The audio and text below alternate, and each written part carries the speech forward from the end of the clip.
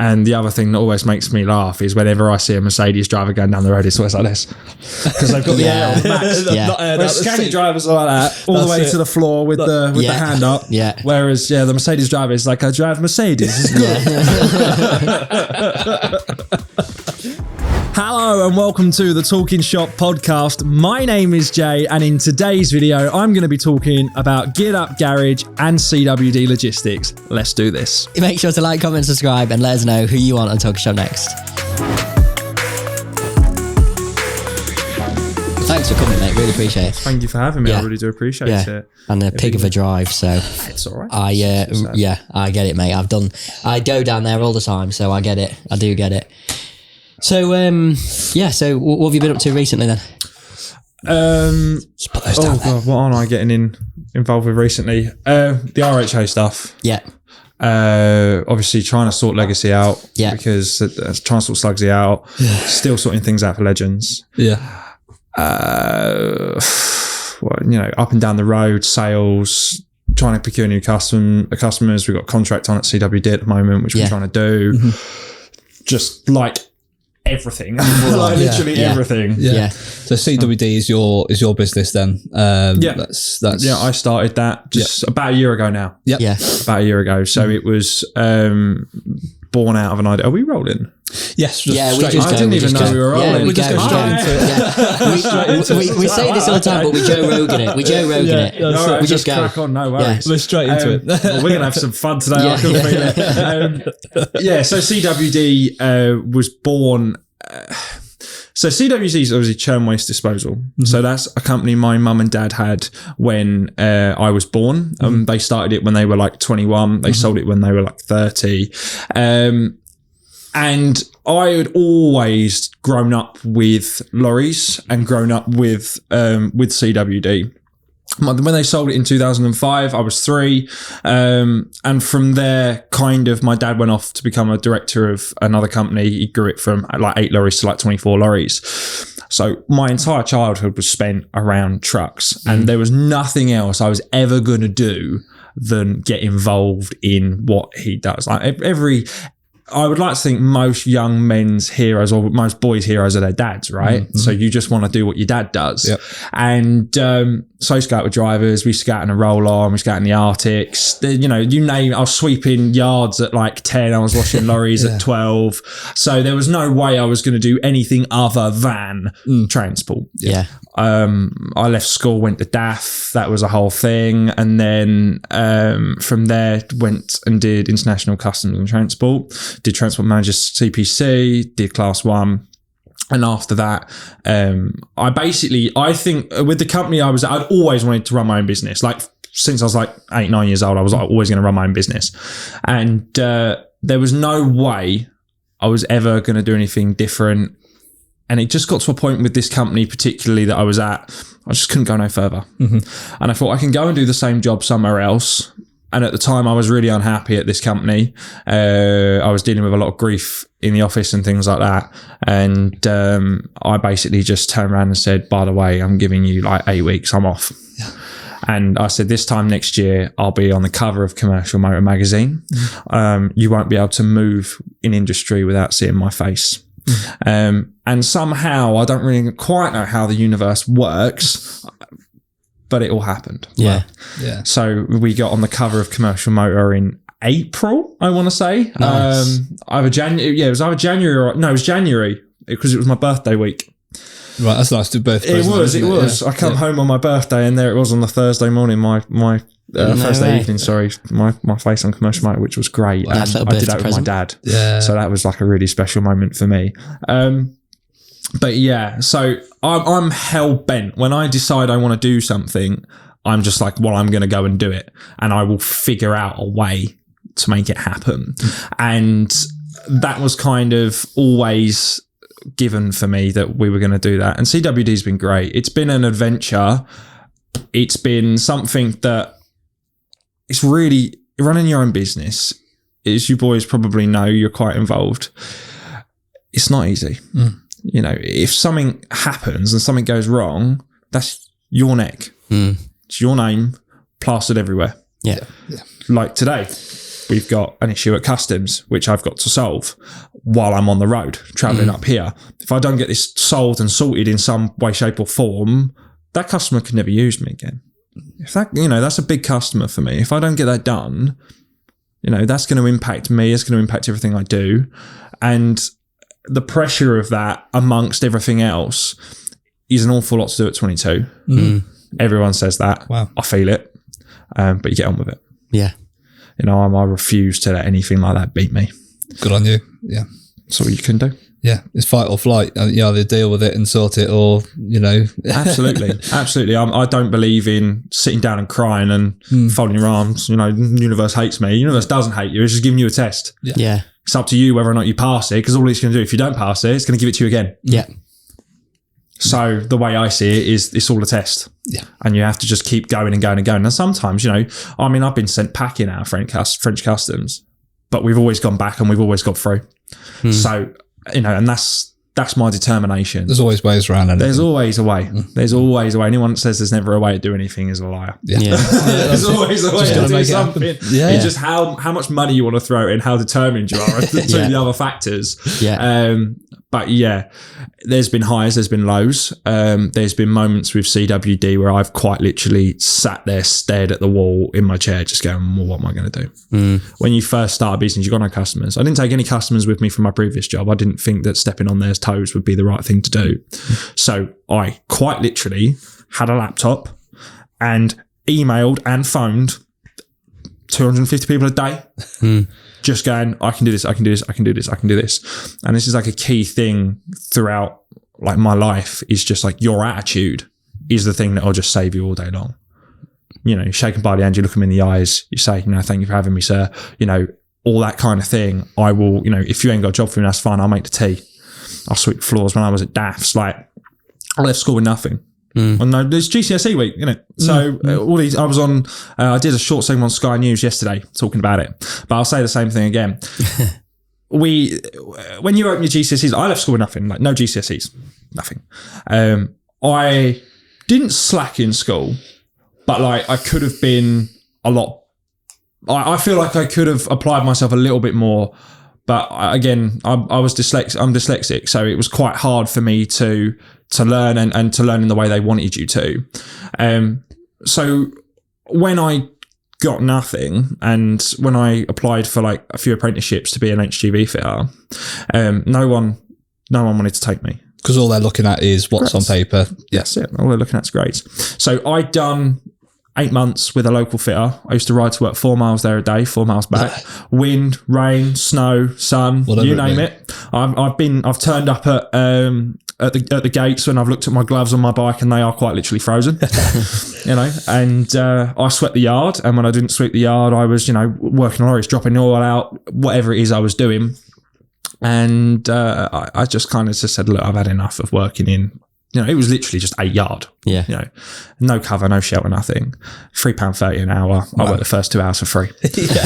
But he gave me a job. And so when I applied to DAF, they said, well, you ain't got any qualifications.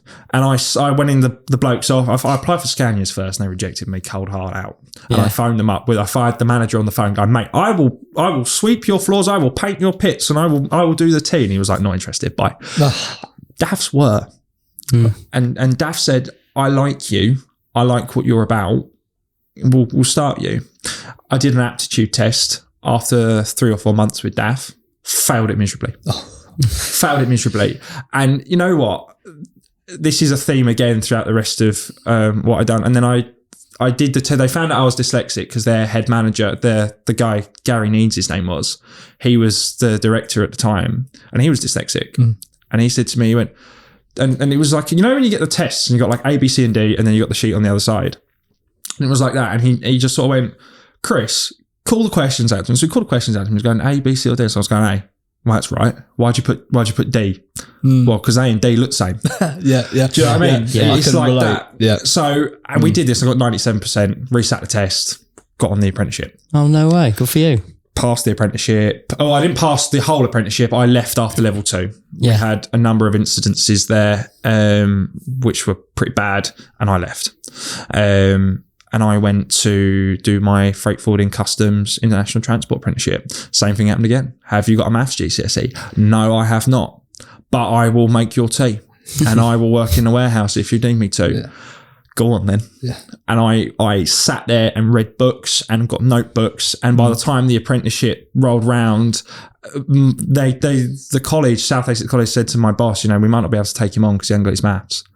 And my boss went, I don't care, I'll have him anyway. That's good. That's the right mentality, to be honest. A year later, I have a degree in logistics and passed my maths GCSE. Oh, well done. Yeah. I just got my head stuck in. Yeah. If you get your head stuck in and you work hard, genuinely, I know it's like the most cliche thing in the world, but you can do whatever you want. It's true. Absolutely true. It's so true. I'm the same. I'm dyslexic. And same thing again, leaving school. This is where the whole schooling system is sometimes incorrect. Look, if you want to be a doctor, if you want to do these specialist jobs, then of course you need grades. Yeah. But to do what you want to do out of that world, I just don't think it's I don't think it's important. Sorry. The thing is, no one explains that to you either. No one explains that if you don't get your GCSEs, then it's like, well, you're just going to become a waste away of society. That's it. That's it. Not the way it works. That's it. It's drilled into you at school. You must get your GCSEs or you'll be nobody. Yeah. I think that's why logistics is so important, because there's so many different roles within logistics and transport. You've got your drivers, you've got your warehouse staff, you've got your accountancy, you've got your marketing, you've got your sales, you've got your HR guys, your finance guys. There's so many broad things to get into within this industry. And I think, especially for transport, and this is again one of the things that I do with the RHA and Generation Logistics. For anyone watching, I am not many people know this actually, recently appointed chairman of the RHA Next Gen, and what that group is quite literally taking young people in the industry already and giving them a voice and a platform to be able to communicate through legislation industry and have access to that. And schools don't teach that logistics or transport is a viable career option. It's always go up the city and be a banker or be an insurance broker. It's never like, you can run a haulage company. You can work for sales in a haulage company. You can be a marketing person. You can be a storage and warehouse guy. Without that storage guy on that fork truck that knows where every pallet is in your warehouse, it's not running. Nothing happens. No. You ain't getting food in the morning. Do you know what I mean? Tesco's ain't getting stocked. If Tesco's just went, careers in logistics aren't important, we don't need a warehouse guy, don't worry about it, we'll just, pick it off the back of the lorry and deliver it to your door. Yeah, that's it. He's got full A stars and, graduate and whatever, but you can't use a forklift. This is it. Everyone has a purpose, and you don't need to be fully academic to be able to do a job. Not at all. Not at all. Look at me, for example, and say I didn't have no GCSEs to my name. I've got maths, English and a degree now. So that's exactly. Just as hard as you want to work, mate. You've done that through determination. Absolutely. Yeah. So good on you. Thank you. Well done, how did the whole YouTube thing start though? Where did that? This goes way back. Yeah. This goes way back. So my dad, I don't mention it it's like a running joke on the channel about my Scania 143. Yeah. Like sometimes everyone goes, not this again, but it's so important, my 143. And this is Slugsy. No. This is my red and white 143. Right. So way back when I was 13, 14 years old, my old man bought me a Scania 143 project. And I begged him for this lorry. And I worked on it from the time I was like 13, 14 to for last year not last year, we sold it last year, but I made a Facebook page, and I found on Google that my lorry was on the cover of a band called Triaxle. They're an Irish country band, and it was on the cover of their CD, and a lot of people knew this lorry, and it had airbrushing of cars on the back. It was owned by Stephen Jackman Haulage, come out of McKellar's in Thurrock. McKellar's is important, I'll tell you why later. And I just loved it so much. I was like, I think people would be interested in looking at this. So I started a Facebook page up for it called Big Red 143. It's still out there if you want to see a prepubescent me.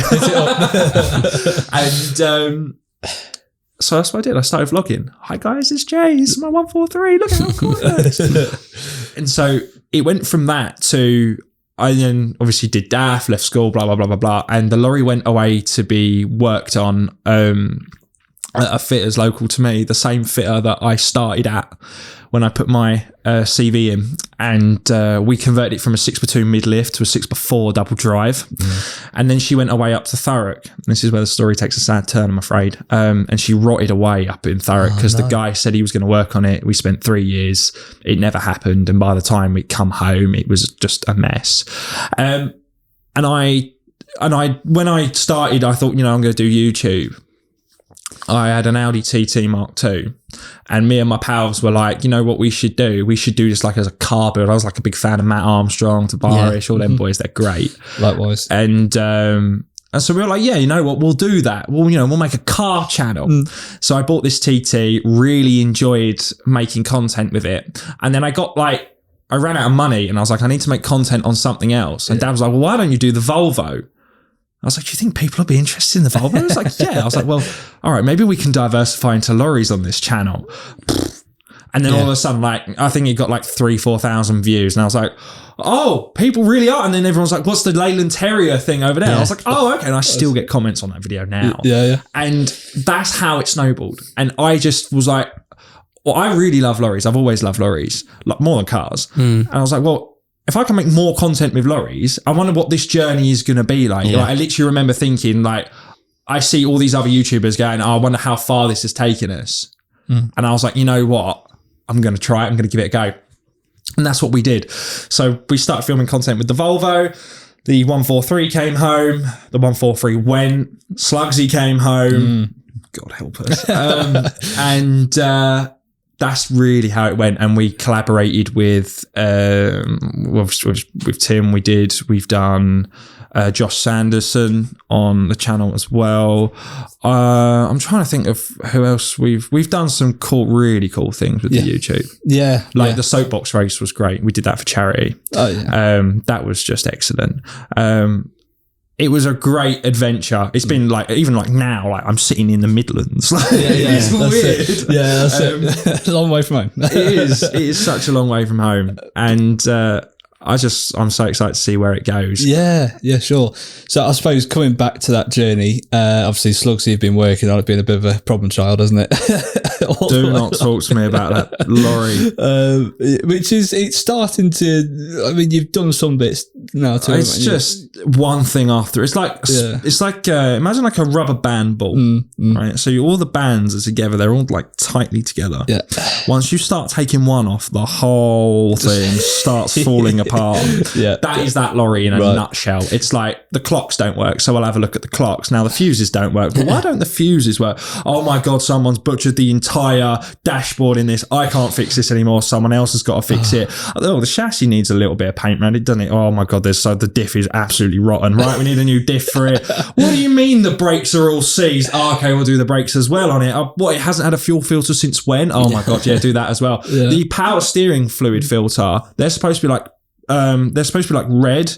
It was white. Oh. It was just water. There was nothing left in it. The whole entire interior has just been completely neglected. Oh, no. The whole thing is sticky and smelly. And I love the truck. It's plucky. It survived Truckfest Lincoln. I was going to say, you took it there, didn't you? Yeah. We did take it to Lincoln. That was cool. Yeah. But it was just you know what? At the minute, I think we're just going to park it up for the minute and just wait, because we're too many things on. It's just a money pit. Yeah. We've got Legacy, and I've got a few things I want to do with Legacy. Yeah. Obviously, congratulations on that. That's your latest purchase. That is me trying to replace a 143 shaped hole in my heart. Yeah. I'd always wanted a V8. We should have just bought a V8 to start with. Right, okay. Slugsy was you can use it for the business, and I have used it for the business, but it needs so much work to be able to make money from it. You've got to spend the money on it, and it's where do you stop? I should have bought Euro 6 DAF. Let's be honest. But I was thinking with my heart and not with my head on this one. Well, we all do it. So Legacy obviously is a fantastic truck. Unfortunately, I've not been able to enjoy that either. The source of bless her. What perfect timing. There we go. Right in front of us. That's not been much on the road, has it? It's not been great. It's massively down on power. Yeah. So basically, I didn't realise this when I bought it. Slugsy drives like a slug. Legends drives like something off a shovel. Yeah. Legacy drives in the middle. Legacy should outdrive Legends. I didn't know this. I'd never driven a 144 before. Oh, okay. It wasn't until my dad drove it, my fitter drove it, and they went, Jay, this thing's gutless, mate. I was like, what do you mean it's gutless? I was like, it's 460. I was like, well, it's going to be halfway between Slugsy and Legends. I know, like, no. 144 drives like an animal. Yeah. I took it up to a specialist up in Thurrock, shout out Dave Elliott Commercials, and they went, yeah, mate, you've got an atmospheric boost sensor problem, and solved it, and apparently it now drives like an animal. Yeah. So we'll see that in a video to come. I've still got to pick the lorry up as of yet. That's it. I've not driven it at its full potential, but apparently it's going to rock my socks off. It's going to be great. Well, it's before, AdBlue and all these emissions. That's it. I can get away with just loud pipes and Durabrights. That's all you want. That's the one. Absolutely. But loud pipes and I like that. You've not heard that before, no? No, I've not actually. You've not heard that before? No, I've not actually. You boys need to get around some V8 scanners some more. There's people watching this going, nice. And there's other people going, oh, just shut up. I suppose the one in the middle then, obviously Legends. Touchy subject, I know.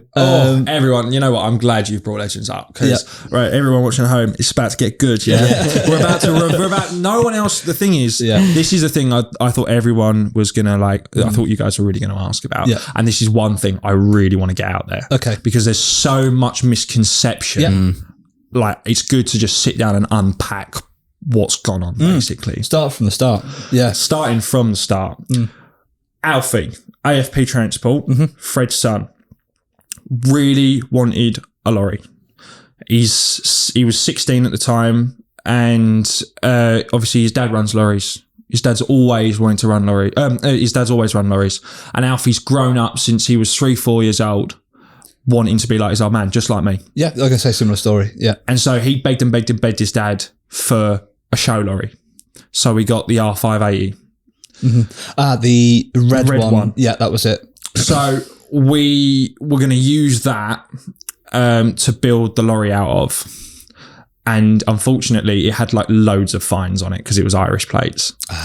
So we had to get rid of that. That's the first thing, when everyone goes, I see all the time in the comments, why did you get rid of it? I did make a video on it, but just in case anyone hasn't seen, that's why we aren't doing that lorry. That lorry's going to be sold for parts. So that was a 4x2 as well, wasn't it? Yeah. Then Legends came along. Legends is an animal of a truck. The misconception here is that we are building a replica of the lorry that obviously what happened with it. The individuals that got caught. Yeah. We are not. That is not the case. We do not want to be associated with those individuals. The lorry we have is Alfie's lorry. It is Legends. It's his own thing. With its own, it's going to have its own paint job, its own custom interior. It will look nothing like that lorry. The only thing with that lorry is it has the parts from the other lorry. And the reason the misconception is around that truck is because individuals have made content around it, not me, basically saying that's what we're going to do with it. It's not the case at all. It's not the case at all. And the other thing is, the misconception is that Legacy was bought out of the money we made out of YouTube from that. The big thing here, right? You boys know, 6,000 subscribers, it's about 70 quid a month in revenue. Out of that 70 quid a month, all 70 quid a month that I make goes to a children's charity and has always gone to a children's charity down south. Bobby's Big Heart. They support young kids that can't afford food and can't afford toys and things at Christmas. Every penny I've ever made out of YouTube, out of anything, out of the merch store, everything, always goes to that charity. I will not take a wage or anything out of YouTube for that. I've got a business for that. I don't need to do that. The whole point of the whole point of Legends was to make something good out of something bad. End of the day, what happened with that lorry was awful. Absolutely terrible. And the individuals involved for that, that's just the worst, it's the worst thing ever. However, that was not that lorry's fault. I was going to say, it wasn't the truck's fault here. Yeah. No. When the Essex boys all got shot up, do you know what happened to that Range Rover? That Range Rover went to Basildon, where it was inspected and deep cleaned. It then went put into auction. Yes. And it then went back to York. Someone bought it out of Yorkshire and restored it, and it now goes back on the road in Yorkshire. Yes. That lorry, whether you think that's right or wrong, that lorry is destroyed now. It does not exist. But there's no reason those parts can't go to good use on another lorry. Making, as you say, something Good out of something bad. Yeah. The amount of people we've helped locally to us from that lorry, we're trying to do something good out of something bad. Yeah. And everyone else seems to be tarnishing us with this brush that we're associated and we support what happened. Absolutely not. Yeah. In no way, shape or form. Yeah. And I'm glad that's been cleared up because I've had it at shows, mate. People are scared to talk to me. We don't know it's banned. Legends is banned from shows. So that was one of my points here. Well, I'm pretty sure I remember you saying this, was it was banned from a truck show? It is. It's banned from one of the best shows. It's banned from Swedefest. Right. I get on really well with Rob Billam, the organiser of Swedefest. I'm a sponsor there this year. All my other lorries can go. Rob's not got a problem with me. He's not got a problem with any of that. He just doesn't like that lorry. And I've had a few people say, the bits that were done. And again, the argument is that they don't like the way that it was done. Right. But it wasn't me No. that did that. That was everyone else that did that. I must be honest, in the videos, very rarely really have you mentioned I call it Klintra. Yeah. The truck is called Klintra. That truck was famous on the continent Yeah. long before those individuals had it. Because the original truck was a replica of the Edwin Cluft Kung Fu Panda truck. So actually, and that's got a bit of a legacy behind it, because that was involved actually in a really bad crash, wasn't it? I've spoken to Julian Bottain, the driver of the Kung Fu Panda. Yes. He drove Klintra as well. Right. Okay. He drove Klintra as well. I've spoken to him. Right.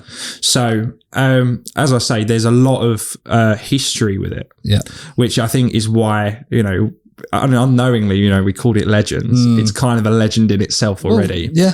And there's obviously it's not been done. It's still sitting there waiting to have bits done. That's because everyone's let us down. There's no other reason other than that everyone's letting AFP down. And I can guarantee you, AFP, every time I talk to Fred, he's just like, I want this lorry done. We can't take it to shows for obviously that reason. That's down to Swedefest's choice. We respect that. And, there's not a lot we can do. Might that be different when it's painted up and looks absolutely, different? Yeah, absolutely. Yeah. With the content we've got planned to come, I think everyone's opinion on that will change. But we've had people at shows won't talk to me. They know who I am. They know who we are, but they don't want to talk to us. So why don't you want to talk to us? And I think I think this podcast hopefully will really help, people understand that, I think in their minds that we are profiteering off it and we're replicating something like that. No way, shape or form. That would be the most disrespectful thing you could ever do. So, in that sense, it's nice to be able to get it out there. And when people see that lorry, I really want them to enjoy it for what it is. It's Alfie's show truck. He's going to go to work with that truck. He's going to enjoy it. And it is a beast of a thing to drive. Yeah, I've seen the video. Actually, it's already brake. Was it already a 730? Wasn't it? Yeah, it's 850 brake. Wow. 850 brakes, stacked straight through. It is just, it's a dream. Yeah, it is a dream. It to looked drive. quick on the videos, to be honest. It's great. Yeah. It's so much fun. Obviously, I say this to Fred all the time. I'm like, he's like, it's like top 3 things I've done in my life. I've done some cool things in my life, but like driving that flat out was just. And that's his first truck. Is that Alfie's first truck? Yeah. Alfie's first proper no fleet truck, spec here, straight into an just straight in. But the boy deserves it. Yeah, he can move lorries better around a yard than most experienced drivers. As you say, he's been doing it since 3 years old, so he's had the practice, hasn't he? He's been moving lorries around the yard since 3 years old. Not quite 3 years old, but I'll tell you what a clever kid he is. He teaches me how to drive. I know he's top class. He really is. They're both top class. They're great guys. Obviously, I'm very lucky to be able to work with them. But it's nice that we can clear the air around that because I want people to enjoy it for what it is. Yeah, an 850 brake Scania that geared up garage built. Yeah, that's it exactly. And that's all it is. That's it. Let's forget the past. It had a history, but there's nothing to do with what you're doing. It's not even the same truck. It's a shame to taint like his experience with that? Like, if massively. Yeah, They've contemplated getting rid of it. Yeah, like literally just selling it as it is with the bits and just see it, because people want the bits. It's like I get why you want the bits, but it's just bits. Like, so he's contemplated getting rid of it, but whether or not he will, I don't know. I mean, he's been offered like 80 grand for it. Really? Wow, 80, 90 grand Because of the. Yeah, because of what it is. Yeah. It's just weird. I don't get it. No. You know, I say it's not the truck's fault, but you couldn't have made it the same. Never was gonna. No, never was gonna. No, exactly. So watch my subscriber count plummet now because everyone thinks that's what we're gonna do. I don't really care. He's not going to paint it red. No chance. No, well, that's that cleared up. To be honest with you, I think the only other thing on that note. Here was obviously you did a collaboration with Trucker Tim. I did on that truck. Yeah. But again, same story here. You didn't advertise what happened to the truck. Nope. Didn't mention that at all. Actually, I wanted Tim to drive it and drive an S-Way and put twin stacks on the lorry and take my 1972 Leyland out. Yeah. That was my video. Yeah. There was nothing in there, anything to do with anything else. No. And then it just so happened on the day that, he was like, well, where's the chassis? And I was like, well, it's around the corner. He was like, can we go see it? I was like, I guess. And then, that's what we did. But he obviously, he's a professional, right? He does this for a living. He knows, he's very good at it. So that's what he wanted for his video. That's what he wanted to do. That's up to him. That's entirely up to him. That was not planned for us at all. Really. I think we had discussed it prior, but we weren't going to like parade it round. The bloke that had that chassis did not want it paraded round. Right. Okay. Was it a Scrappers? Was it? Was it a scrapyard? It was at a breaker's yard. Yeah. So, and that's basically what happened with that. I mean, as I say, Tim is a complete professional. He's very good at what he does, and he didn't say bad things about me, so I'm not going to say no bad things about him. We don't talk since, but that's a creative thing from him, I think. I think he's just like, because it's like the one video he can't show. It's like the one sensitive subject he can't talk about. It's now the association between you and Tim is that one That's video. That's the thing. And I think that, I don't think negative. It's anything personal with him to me at all. I think it's literally just because of that. Yeah. It would have just been nice for him to tell me. It is what it is. So, I mean, I forget now. Obviously, Tim removed his video because I suppose he realised his viewers were a little bit younger and whatever. Is your video still out there? Yeah. But yeah, no, it's a shame that there's that negative stigma around it now, and has been, when in reality it seemed like at the time it was just, Tim or whatever, they just wanted to be that document of it. Do you know what I mean? They just wanted to document of it. And how many documentaries are there? How many? This is the there was thing. a documentary on the whole story. This is the thing. Yeah. I wonder if Channel 4 or whatever it was it Channel 4? I wonder if they made money from it. No, that's literally what, like when I was coming down here, I was talking to my old man about it, and he was like, well, what if they ask you that? I was like, that's exactly what I'm going to say. It's like, obviously people profited off it. I haven't profited off it, so I'm cool. But other people have. Channel 4 can make a whole documentary on it. Slap the adverts in there, boys. Don't worry about it. Oh, this is great revenue. Everyone wants to see about that. Yeah. Where did that money go? Yeah. They didn't go to charity. They didn't support the victims, but they didn't get slated for it. Yeah. Mind you, again, I was going to make a comment there, but I won't make it. That's the thing. Like, you got to treat something like that with such fragility and respect. Yeah. If it's not done in that way, people will take it the wrong way. And it was such a massive thing for us. I mean, it was like, when I say things like the universe is weird, like I said to my mum when I started my YouTube channel, this time next year, you'll have Trucker Tim outside our house. It happened. Yeah. It was such a big day. And for me, it was like to say like, when you meet your hero. Yeah. Trucker Tim's absolutely one of my heroes, or he was. And that was great. It was really, really great. And to be fair to him, he did give us a good day. Yeah. It was, to be honest, it did look like a good day. It was a great day. Yeah, because I suppose from your side, as you say, you've always wanted to meet him. You've done that, and I suppose that's a shame, really. Why it was such a shame that for both of us. I mean, obviously the videos were huge for both of us, and obviously he didn't want to take it down. No, he openly said that. Yeah, he had to, which is again completely fair enough. I definitely didn't want to take it down. I didn't think I'd done anything wrong. Yeah, and my attitude, it's still up there now. You can still watch it. It is what it is at the end of the day. I don't, obviously, as I've said before, don't condone it, don't support it, nothing like that, in terms of what happened, but we're not doing that. It's just like, they can say what happened to the people and everything else. We can say what happened to the bits on that lorry. That's it. That's all it is. The engine's in a trucking island. But what's the future of CWD then? Where do you see CWD going? Interview question in the next 5 years. Next 5 years, I'm going to have my office. I'll have another truck or two. I'll probably have 2 or 3 members of staff. And I'd like, I'm going to say it on camera now, so we can all watch this back in 5 years' time. I'd like a T-cab. Wow. Okay. Whether that's a combination of Geared Up Garage and CWD, I don't know. But like, that's what I want. Like, I'm gonna get my business to that sweet spot where it makes the money right for me. And that's fine. And then I'm going to use that and then invest that in another project, and I'm going to entrepreneurially move forward. But I absolutely want to take cab. You haven't made it until you've got to. Okay, absolutely. Did you see that one on Sandy's channel? I did. He's selling all his stuff. Nice. Yeah. Oh yeah, he is. Yeah. Did you see that as well? Yeah, I watched that last night.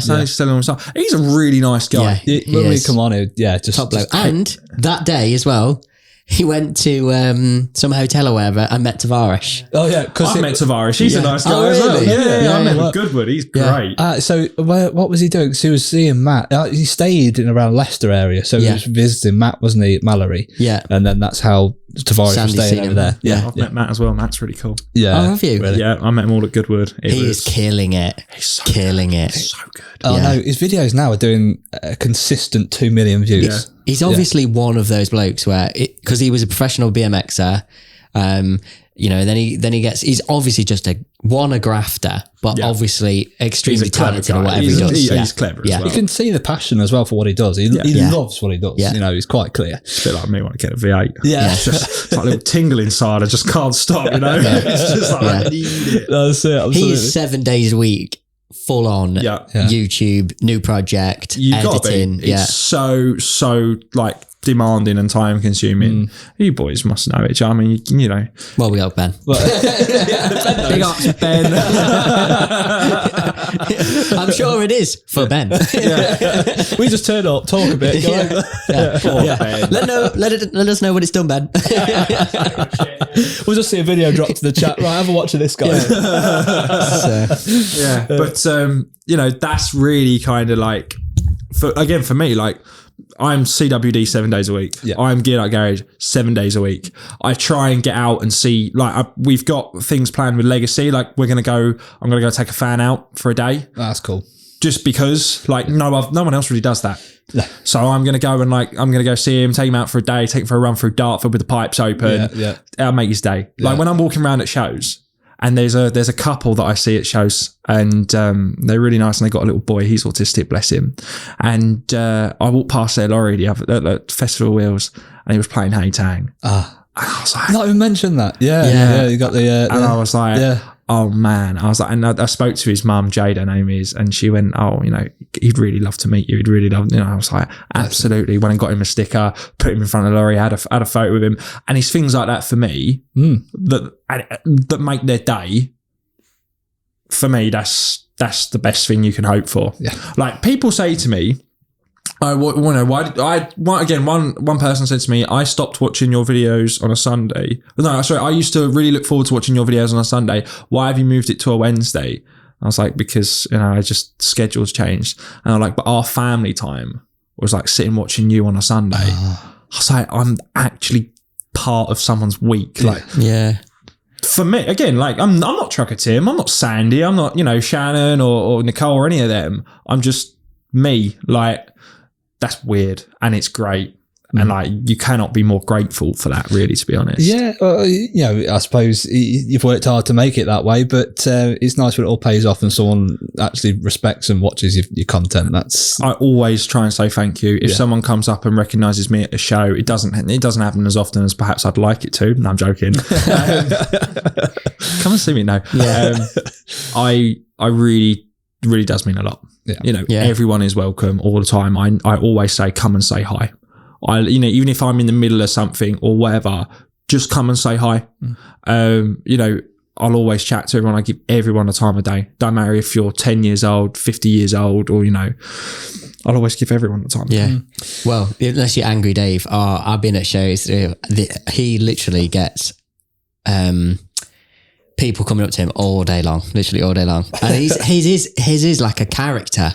So he has to be in character. Yeah. He was an actor, wasn't he, or something before he was a trucker? Yeah, and he was a zombie and stuff. Yeah, that was it. Yeah, he's a funny guy, great guy. He sounds great. I've not met him. Brilliant. Oh no, you love him. Yeah, great guy. We went to an open day, didn't we? Big Nathan. We were just talking to him. You'll be on the other side of the yard, and all you hear is daff, daff, all day. It's like slaps into his character and then back out again. Yeah, it's really good. It's really good.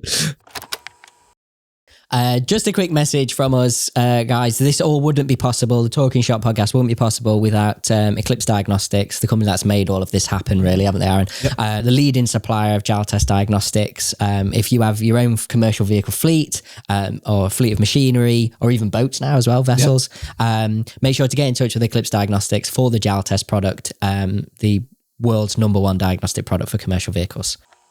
But yeah, no, he is a good guy. What's the next show you guys are going to then? Gaydon Retro in 2 weeks. Yeah. Hopefully Legacy will go. Yeah. I've told it's fixed. I've told the guys, go over it, give it the once over. Last thing I want is something going wrong. We've got no temperature gauge. Okay, that's handy. So everyone is going to be sitting there going, don't drive the lorry with no temperature gauge. What if it goes bang? Well, if it goes bang, it goes bang. Yeah. I've told him to look at it before we go. And hopefully we can get that resolved. I think it's just a sensor. And then once it's resolved, as I say, I can know safely I can drive the lorry there. But chances are I'm probably going to take the lorry at Gaydon anyway because people want to see it. I've not even had a chance to take my name off, to put my name on it yet. No. We've got a livery all sorted. Everything's all done. You got it and it went. It was supposed to go in 2-3 weeks ago to have it all done. We were supposed to be, the videos in line were supposed to be mechanical problem solved, putting a livery on my truck, taking a fan out in my truck. That was supposed to be like the last 4 videos and we're like so far behind. Hence the reason I haven't uploaded anything in like the week, so I've just got nothing. Starty's being worked on, Volvo's being worked on, Legacy's being worked on. So whilst we've got a bit of summer left and a truck show left, it's sort of nice to get it there. It's got to go Gaydon. It's got to go Sweetfest. Yeah. And, after in the winter, whatever happens to it, happens to it. Do you know what I mean? That's the time you can afford it for it to be off the road and whatever. But now you need to. It needs to be there. People want to see it. You know, but the ones everyone wants to see is Legends. Yeah. Mm-hmm. I mean, Legends is probably going to be next year. Yeah, when it's all sort of in disguise, really. Yeah. All this is a sad video. Yeah. Maybe not so much that one. That looks all right to me. That's when my Audi blew up. Oh gosh, that was terrible. That was one awful day that was. I know, because you had it. You were doing some bits to it, weren't you? Yeah, we rebuilt the engine every nut and bolt. Right. I rebuilt the engine with Darren every nut and bolt. Where did you get all this mechanical knowledge from? I don't really have give it any. a go. Oh, okay. I don't really have any mechanical knowledge at all. Well, likewise. I always used to. I used to help my dad when I was little. We used to go out in the yard and fix diggers and dumpers and lorries and God knows what else. And then did level 2 at South Essex for cars, and then did DAF apprenticeship, HGV fitting, and then after that. I put the spans down. Again, that's another thing, another reason really why I love that Audi. That was the car that made me want to go back and pick up a spanner again. Like after what happened at that, I was never gonna pick up spanner again. So I was just like, well, you realise what you want to do in life then. I suppose it puts things in perspective, doesn't it? What was it? Harris DAF? It was. Yeah. I mean, I'm far better at doing what I do with the logistics, with the sales and stuff. I mean, I'm a terrible salesman, but I'm better at that than I am with my hands. Yeah. I like getting involved. My problem is I get too involved and then someone else has to clear up my mess. I won't lie. That's right. No. Everyone knows, everyone who watches the channel knows I've always got someone with me when I'm doing something mechanical because I will just break it. Yeah. But it's content if I break it, and it's expected now that I break everything. Yeah. So just someone else puts it back together. Yeah. That's the thing. When I try and repair something, it involves taking stuff apart. The problem is I'll get impatient, or I'll just keep going, and then it's in a million pieces. And right, I'll just get a new one. Right, that was a waste of 2 hours. Yeah. And then you find out that you didn't need to do it or something in the first place, and you're just like, yeah. You know, hence why we had the cab over on Legacy, and I was just like, I got Glenn to come down and help me. Glenn's great, and Andy come down to help me as well. And we were going to wind the governor right up on it to give it a bit more fuel pressure. Thank God we didn't, because it was nothing to do with that. So I was just like, you know what? I make money with a business. I'm going to pay a professional to do this. That's it. So at least my lorry works now. Do you know what I mean? This is done properly. Sometimes it's worth giving in and let someone else look after it. Absolutely. Enjoy it. That's what I've got it for, to enjoy it. Yeah. Invest your time into stuff that you're good at, and let somebody else do the stuff that you're not. Plays your strengths. That's a skill as well. It is. Yeah. Plays your strengths. Absolutely plays your strengths. Every person has naturally got strengths and weaknesses. If you focus on your weaknesses, all right, you might become a more well-rounded person, but you'll never achieve what you could achieve if you focus more on your strengths. Yeah. There's always your weakness is someone else's strength. Yeah. And I'm a big believer in teams. I'm a big believer, like this is what we've got with the RHA Council. So with the Next Gen group, we've got myself, we've got specialist transport guys, Ponsonby's. We've got Holly from Logistics. She's fantastic at what she does. She's the vice chair. We've got small hauliers. We've got curtainside hauliers. We've got food guys in that group. We have got such a good mix.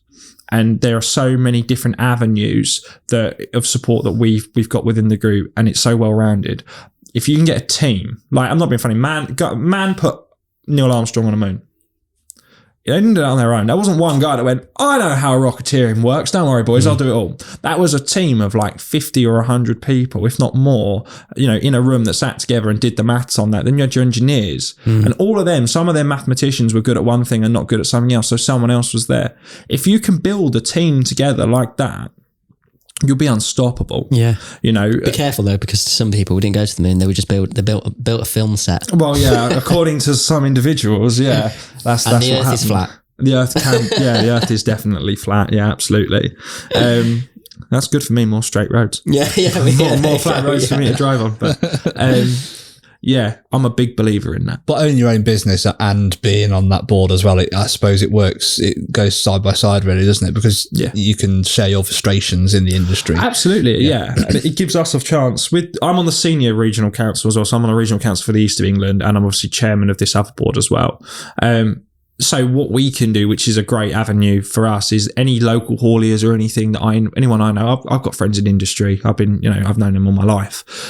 When they've got problems, they can voice it to me, and then we can voice it to the DVSA. I mean, we had a DVSA guy in yesterday. Like, people make DVSA guys sound like they're the enemy. They're not the enemy. They are there to help you. You're the enemy if you're not compliant. Right. It's just as black and white as that. Everyone makes mistakes. They know this. They're not sitting there going, trying to penalise you for everything they do. They work a little bit with you. And it's down to us to make sure that, we voice the opinions and the frustrations of people, everyday hauliers that are out there doing what they're doing. And for someone like me, where I'm out there trying to give it a go as well, it's great. Yeah.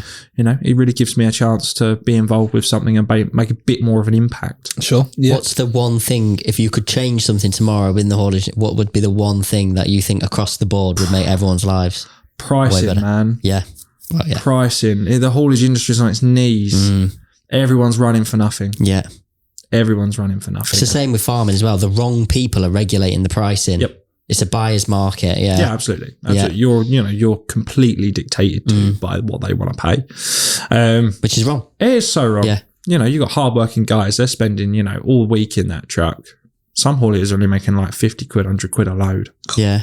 How can you do shocking. that? Yeah. Do you know what I mean? It's not worth it. Second something goes wrong, brake chamber goes, well, that's 200 quid, 300 quid. You've lost your money.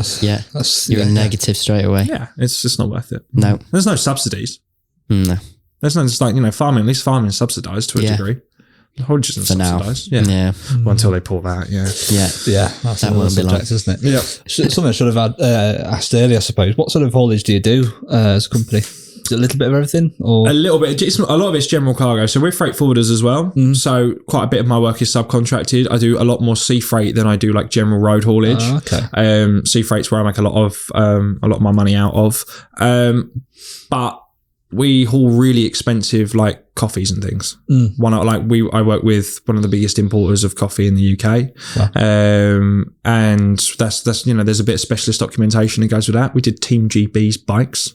Oh, that's cool. That was really cool, wasn't it? I wasn't allowed to say nothing about that until after we'd done it. We didn't work directly for Team GB, but one of their suppliers is obviously, so those bikes would not have got to Team GB without us or without me doing the custom stocks on it. Yeah. So, we do literally a bit of everything, but if it's a bit more specialist, I tend to touch it. Again, foodstuffs, we're pretty big on that kind of thing. We work with the biggest supplier of seafood in the UK. Wow. So it's, again, no idea how I managed to get that. It just kind of happened. Good on you. And that all happened through you being determined, emailing those people originally and making it your job to... Absolutely. Anything is possible. It's like this. They didn't ask me to come on, guys. I had to ask them. By the 10th of 10, we're like, oh, go on then, go on. Shanice says, this guy's asked 10 times now. No. But yeah, so... as I say, anything's possible if you want. Yeah, sure. Yeah. Look at in fact, on the cycling on the bikes, we are absolutely killing it on the bikes, on the Olympics, the Tour de France. We are so good at the biking. But I was thinking about this the other day. You can't even go on a road now without cyclists. There's cyclists everywhere, especially around where we are. It's just like, oh my God. Yeah. I'm going to choose not to comment. Yeah. Fair enough. Fair enough. What advice then would you give to somebody wanting to start a haulage company? Don't do it. Yeah. Don't do it. Save yourself. Shock. Yeah. No. Surely it'll get better though, because people aren't getting into it. And what'll happen is people don't get into it, demand goes up, and they're going to have to fund it. 20, 30 years maybe. Yeah. But we've got a long time. You got to think about like your entry to market and things like that, like from a business perspective. You get two very different sides with me. You get like, I love V8, scan your truck, go broom broom on camera. And then you get like the business side, which is like, where it doesn't make sense. I have to just be like, straight down the middle. But from a business perspective, setting up and running haulage is really quite expensive, quite hard to do. Super hyper competitive market. No one wants to get into it. It's run by and dictated to the buyers and the big players in the market, and the big players are running for nothing. There are lucrative contracts out there or good work out there for things that are a little bit like abnormal. Yeah. Like running chickens and things like that. There's probably a bit of money in that. The out gauge stuff, there's a little bit more money in that.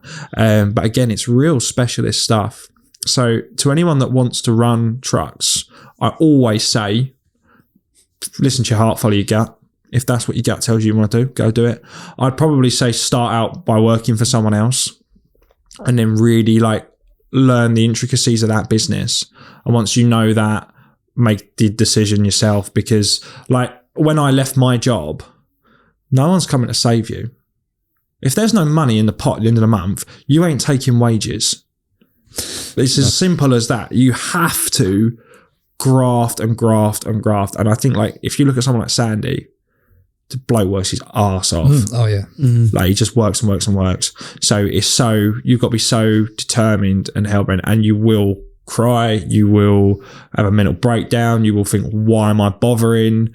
Someone's pulled the rug underneath you for 20 quid. I was speaking to my friend Holly the other day. She was telling me about that. That's what she does with her business. She's a transport manager over there, and it happens. Wow. Yeah. But no loyalty, if you like. There's no loyalty. It's just who is the cheapest. Absolutely. Yeah. There's no loyalty at all. It's really super duper cutthroat. There are so many other businesses out there you could go and make money with. But if you're passionate about what you want to do, like don't get into lorries if you just think you're going to make loads of money. No.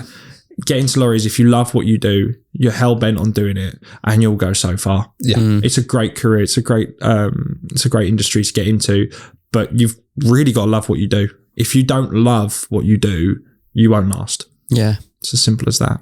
Being young yourself, have you found that work in your favour or your detriment? Absolutely detriment. Yeah. Absolutely detriment. No one wants to listen to a 22-year-old. No one cares. If fortunately for me, I've had a background in it for the last 20 odd years. So, I mean, I've been in transport offices since I can walk. I've got some kudos with the RHA, which again, for whatever reason, they feel that I'm obviously worth that, which is, I'm immensely grateful for that. It's hard. Sometimes I try not to go and see my customers. Obviously they know what I look like, but it's like I've got customers that are up the road and things. When I go and see them and I walk in that office, I'm like, are they going to sit there and go, how old are you? Yeah, no, I totally understand that. It's something actually we experienced as well. In the job we do. I had it for years. Yep. Going into workshops, boy. Yeah. What do you want, boy? Yeah. It's just like, I still get it now, to be fair. I mean? It's ridiculous. Get it less, but it's less and less every year. But no, I totally understand how you feel there. It's hard. I mean, I've had to pitch meetings and things like that. Like, especially at expos and things. Like, no one takes you seriously. Oh, it's your dad's company. No, it's my company. That was the old company. That was. Where's is your mum? Like, we did the expo this year at the IFE. And people were like, oh, is that your mum's business? I was like, no, my mum works with me. You know what I mean? My mum's my accountant. Like, she works for me. So it's, you do really have to convince. But I like to think, let my work do the talking. Let me do a job for you. Let me show you how much I care. And you will be like, do you know what I mean? That's it. That's the proof. Yeah. Do you do much driving in Europe? Oh, not personally. No, we're still trying to get an O license for Europe. Yeah. It's, I'm trying to get another yard. I got another yard provisionally, but we're going through the paperwork for that at the minute. So we will do eventually. So next 5 years, we'll have a look and doing it. I've got to update the fleet as well. Yeah. Pretty much everybody says it's better driving in Europe than it is. Driving in Europe's lovely. Yeah. Like driving cars out there and things. I've experienced it for ourselves. You come back into the country and you go, wow. Well, we got off the Eurotunnel. There was more potholes getting back onto the main road from the Eurotunnel than there was in the whole from northern to south France, all the way down to Monaco. The thing is with the English is we don't deserve nice roads. What we do when we go play football in other countries, we trash the place. We go to Spain and sunbeds and things like that. We just ruin it. That's why we haven't won a World Cup on. We don't deserve to win it. That's why literally everybody hopes we lose everything, and I don't blame them, to be fair. We really are. No, it's quite obvious, isn't it? Yeah. But we've experienced that. We're no good at fixing them either. Fixing roads. No, we just put like stones and a bit of tar on it. Don't worry about that. They don't even do that. Don't even worry about that. They don't even do that. Just draw a circle round it and then go, we'll get to that. There's a cone there. Watch the cone. Few years, yeah. Pothole there. Yeah, there's one over there as well. Watch the cone. Yeah, it's God, it's a nightmare. Honestly, it'll be. I've been to like roads in Bosnia and Montenegro where you're thinking, God, like, where are we going? And they're better than the main roads over it. It's shocking. It really is shocking over What's here. the biggest frustration on the road? Not cyclists. Nah, it's probably drivers that like don't appreciate HGVs. Yeah. The thing is, like, I don't know about you boys, when I did my driving test, it was just like, they don't tell you how to deal with HGVs. No. Yeah. But when you do an HGV test, they tell you how to deal with drivers. So I was always under the rules that it was like the bigger you are, the more right of way you get, right? Not the more right of way, but like the more, like, you should move over for a bus. Yeah. Well, you don't move over for HGV. Everyone just sits there and goes, you're a lorry, you're in my way. It's just like, well, if you realised, I mean, I had it, we live down in the middle of the country. So as the road slants off towards the edge, if you drive into that dip with a lorry, you're going the other side of the road. So you have to take over a little bit more of the white line. You have to straddle the white line a bit more. And you literally get cars sit there and bib their horn and go, get over. And it's like, mate, if I get over while you're coming around that bend, that's going to shoot me across. I had it once. I had a Ford Ranger come the other way. He was right over my side of the road. I was in Slugsy. And again, fully loaded. I hit a pothole. And I'm not even joking. It threw me over the other side of the road. I very nearly hit him.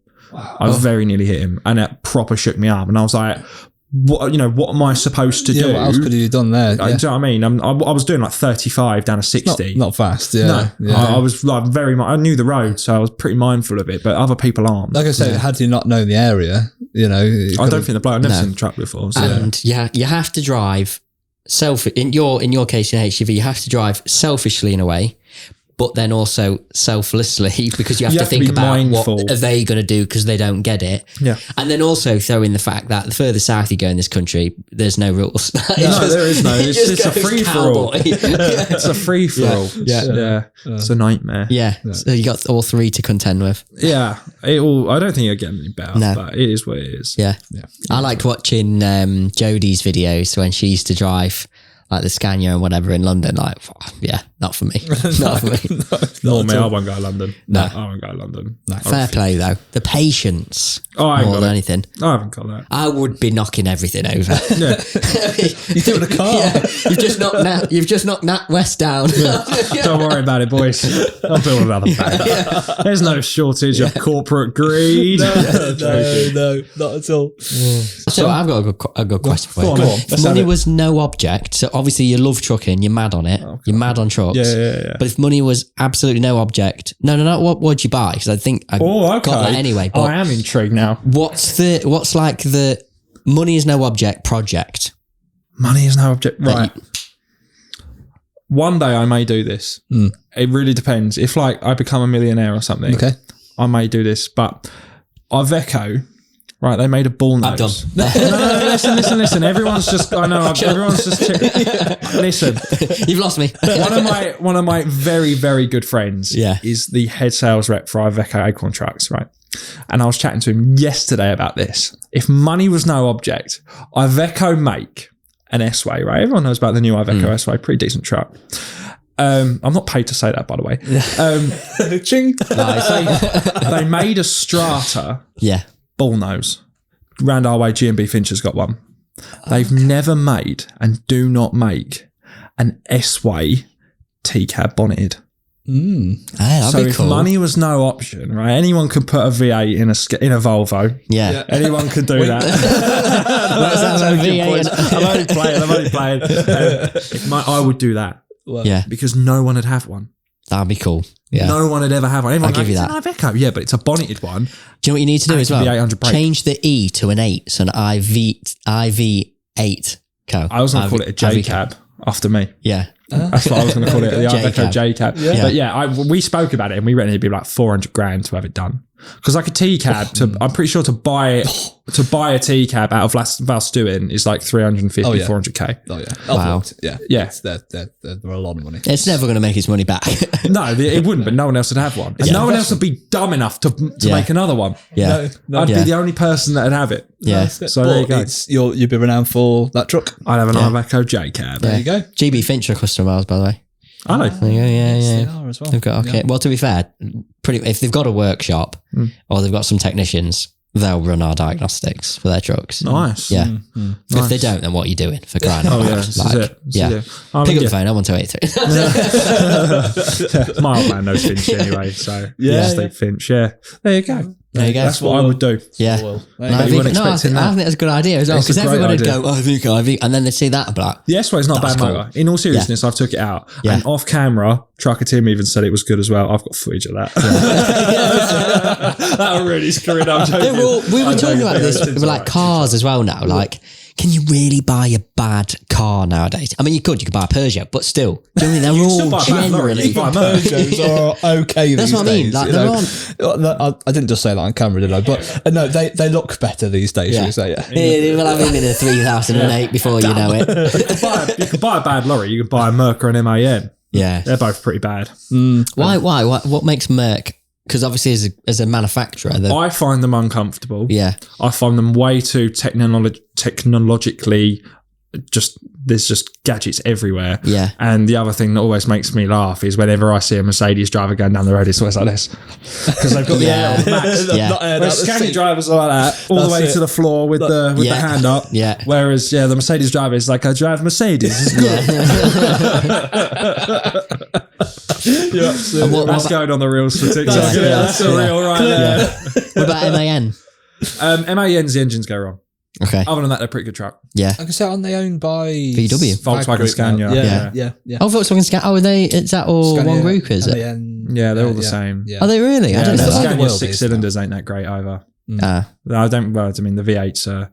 I will admit this, right? And I'm going to get slated for this, but every Scania I've ever been around or owned has been horrible to work on and horrible to drive. Okay. They're quick and they look great, but the wings, the way they do the wings on the side is ridiculous. Yeah. The battery box, like on Slugsy, is so hard to get into and do anything in there. The Legacy's horrible to work on because there's so many problems with the cab mounts and things like that, which Scania knew about when they built the truck. The R series, I must admit, to be fair, that red one, that wasn't awful to work on, but it wasn't great. The cab tilt pumps went on that. It was still uncomfortable to drive. There's nowhere to put your arm in a DAF. In a Volvo or anything like that, you've got like where the window is, you've at least got some room to put your arm. Yeah. In a Scania, it's like the thinnest thing in the world. That's because you've got your hand on top of the wheel. Well, yeah, that's because you have to drive it like that, you see. Yeah.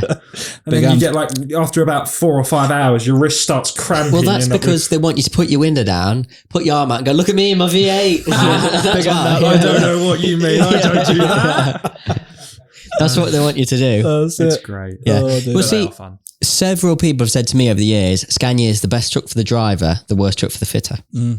I would disagree. Yeah. I would say DAF are the best truck for the driver. Yeah. And to be fair, I'd say And they're probably pretty good best truck for the fitter as well. Yeah, they're pretty good truck. I mean, Yeah. Volvos are uncomfortable. I find Volvos uncomfortable. DAFs are super comfortable. My Scania was all right, but the DAF was better. Yeah. Like in terms of like, if you said to me, Jace, you're going to run, in your fleet of lorries, what are you running? I'd be like DAFs. Yeah. Well, there's a reason why they own like 1/3 of the market share in the UK. I think it's 1/3 of the market share in Europe, but I think it's in the UK especially, isn't it? So yeah. Coach market. Yeah. So that's what I would. That's what I would run. Yeah. There we go. There you go. Up the DAF. There you go. And you've just done the music video for your new song. Oh, I have. Hey Tang. Yes. I hope everyone liked it. Yeah. I really do. I mean, I'd always been in bands when I was younger, and I really wanted to be a super famous rock star. There is photos of me online with bleached blonde hair. I was pretty cool back in the day. Yeah, and then I grew up. And so I was like, I've always tried to find a way that I can combine like music and lorries. Like if I became a super famous rock star, still might happen one day, I'm hoping. This time, yeah. Yeah. You could drive your own I would. tour bus. Bruce Dickinson from Iron Maiden flies his own plane. Or flies their plane. So I was going to have like Edwin Shirley trucking. I was going to have like, whatever the band would be trucking. And then we'd have like V8 Scanias with twin pipes. Yeah. So it would be like, yeah, boy. But obviously that never happened. No. And my music career failed terribly. Yeah. And, we were going places and then it sort of teetered off towards the end. The bands always break up. There's too many egos. Yeah. There's too many egos and there's always a girl involved. And basically, I was like, I can, it's like an itch you can't get rid of. So I was like, I really want to do a song. And AFP transport. Every time you see Alfie, it's go, hey Tang, how you been? Obviously, Tang being a term of endearment from amongst Scania drivers. Yeah. So I go, hey Tang, how you been? They'd be like, yeah, all right. And I kept, every time I'd go, hey Tang, hey Tang, hey Tang, to the point where I changed his name in my phone to Tang. And he was like, hey Tang, how you been? And I was like, hang on a minute. I was messing about with guitar and I was like, that might work. I was like, hey Tang, how you been? I was like, that works. I can write a song. And then it kind of snowballed between truck shows, like what we say at truck shows. Like my old man would be like, oh, I saw your mate coming down the road last night or coming down the other way the other day. So I thought, I had a friend I used to see her coming up and down the road. That's what Dad'd say. Oh, how can I put my 143 in it? Because obviously my 143 is like the epicenter of everything that I love. So I was like, well, you drove a Scania 143. A roaring V8 truck. And then from there, I think I wrote it in about like 45 minutes. And then to be fair, the version I wrote, you can still find on TikTok, is nothing like when I went into the studio with Dan, Gary, George and Chris. They're the Geared Up Garage band. Okay. Dan's a producer. Gary's an HGV driver, but he's also an ex-professional musician. So again, the universe being the universe for me, I kind of found my feet in there, and they were like, I really want to do a song with you. So I was like, okay, cool. And so they took Hey Tang, like the 3 or 4 chords that I wrote, and made it into like a proper full-fledged country song. What you've heard now, yeah. That is absolutely all of them. I'm not going to sit here and say, well, I'm a great songwriter. I wrote it. No. I wrote the lyrics and I wrote the bass melody, but everything else, the musicianship, was someone else. I think people would be surprised actually how much that happens in the music industry actually. It's a team. Yeah. That's what I said earlier about a team. If you get a great team, Gary's a phenomenal bass player. You know, Paul, the drummer that played the drums on Hayes, he did those drums in that track. That was 2 takes. Yeah. That's all that was. He did the first one, and then Dan went, we need another one for a ghost track. And at the end of it, as the slide tails out, you can hear Paul going, that's what I'm talking about. Because he was just so chuffed with it. Yeah. They're such class musicians. Yeah. And I'm, again, as I've always said, I'm so fortunate that I can work with some amazing people. And if you can put the right team together, you can do amazing things. Yeah. We've got another song in the works. Oh, right. Nice. We've got another song in the works. You heard it here Exclusive. first. He's the next, You next heard it country here first, singer. folks. Yeah. Well, I don't know about that. It'd be nice if a few people played it at shows. That's kind of all I'm really hoping for. Yeah. I can't really ask for no more than that. Yeah. There you go. There you go. Well, really appreciate Check out the new song. That's it. Yeah, it won't be out for ages yet, probably next year. But but we'll put links in the description of the current song. Thanks for coming down, mate. Well, thanks for coming down, and thank you very much for having me. I hope it's been good for you. It's been obviously an honour to be here. I really do appreciate you taking the time. Thank you so much for travelling all the way from Southend and come and sit down with us, mate. It's not too just much down the road, isn't it? Really, it's not too sad. It was worth it. Yeah, good. Got a bottle of water out of it anyway. So thank you very much for having me. I really appreciate it. Cheers. Well, if you enjoyed this episode with Jayson, please make sure to like, comment, subscribe, and let us know who you want on Talkin Shop next.